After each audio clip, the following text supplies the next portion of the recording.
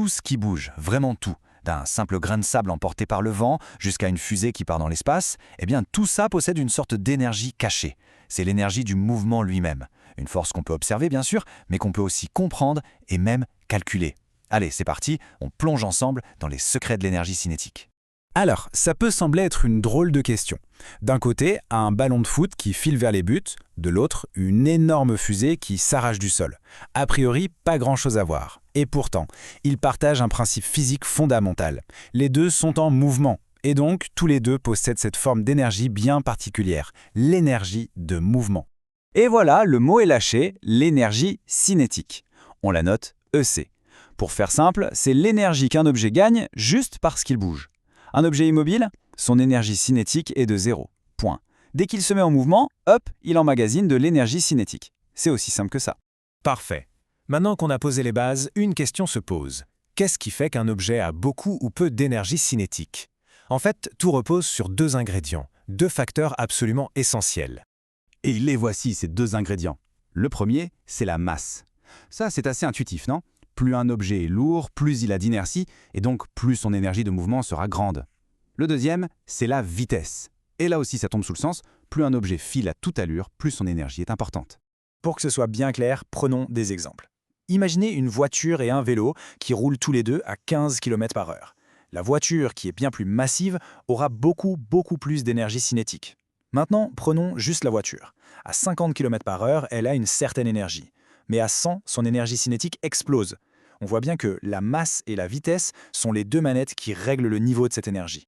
Bon, on a nos ingrédients, il est temps de découvrir la recette. Parce que la beauté de la physique, c'est que cette relation entre la masse, la vitesse et l'énergie, ce n'est pas juste une idée en l'air. Non, ça se traduit par une formule mathématique très précise. La voilà.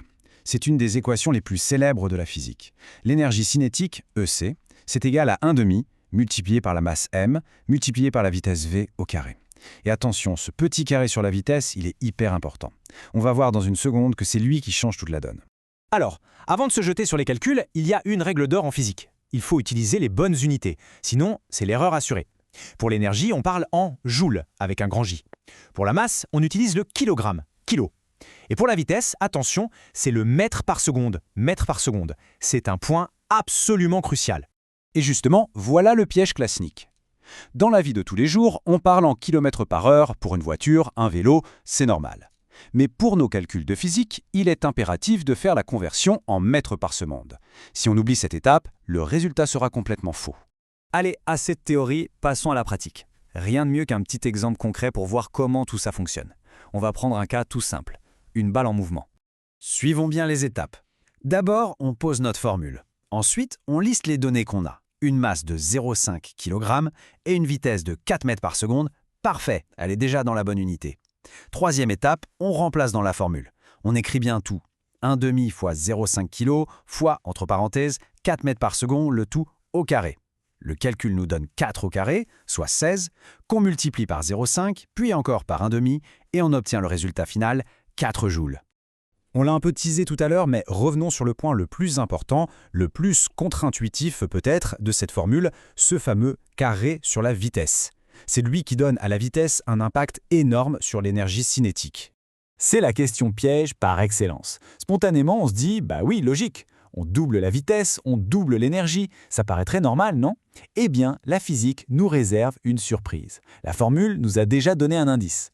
Et la réponse est non, l'énergie ne double pas du tout. Quand on double la vitesse, comme ce chiffre est mis au carré dans la formule, l'énergie cinétique, elle, est multipliée par 4. C'est ce qu'on appelle un effet quadratique. Voilà, c'est ça qu'il faut absolument retenir, c'est le message clé. Doubler sa vitesse, ce n'est pas anodin, ça veut dire qu'on transporte 4 fois plus d'énergie de mouvement. C'est une différence colossale. Tout vient de là, de ce fameux carré.